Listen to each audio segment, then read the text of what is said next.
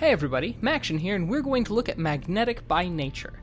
Magnetic by Nature is a platformer with minimal platforms. Most of your work will actually be done interacting with magnets, balancing the attracting and repelling actions within a hostile environment.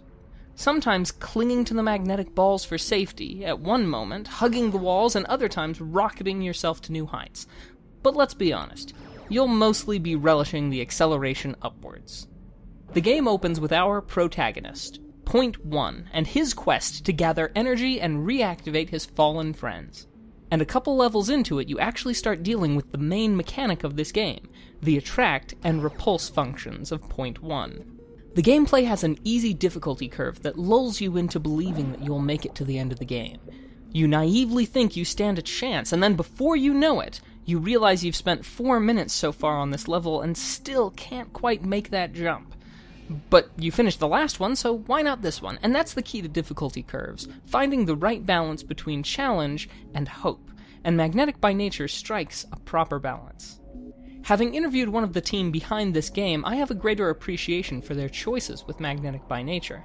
With regards to graphics and style, it's very Art Deco 1920s design, and absolutely lovely.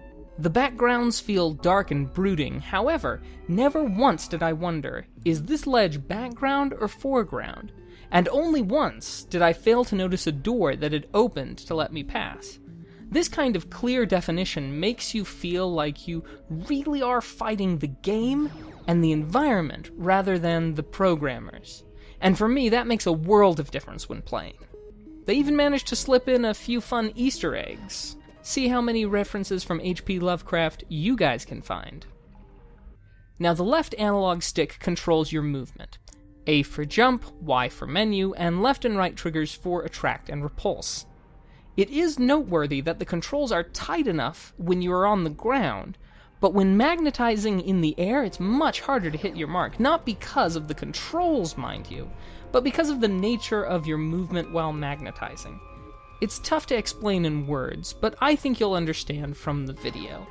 Perhaps the hardest thing to get a good feel of is the quick switches that you have to do between attracting and repelling as you're going through the environment, but you catch on reasonably quickly.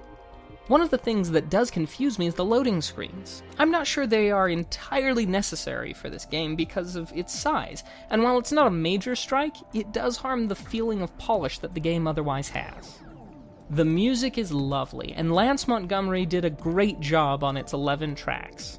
I personally think that the game would benefit from about 3 or 4 more tracks to give a greater sense of variety to the levels, but as is, it's still doing a great job of conveying the sense of loneliness and longing that the game sets up so well.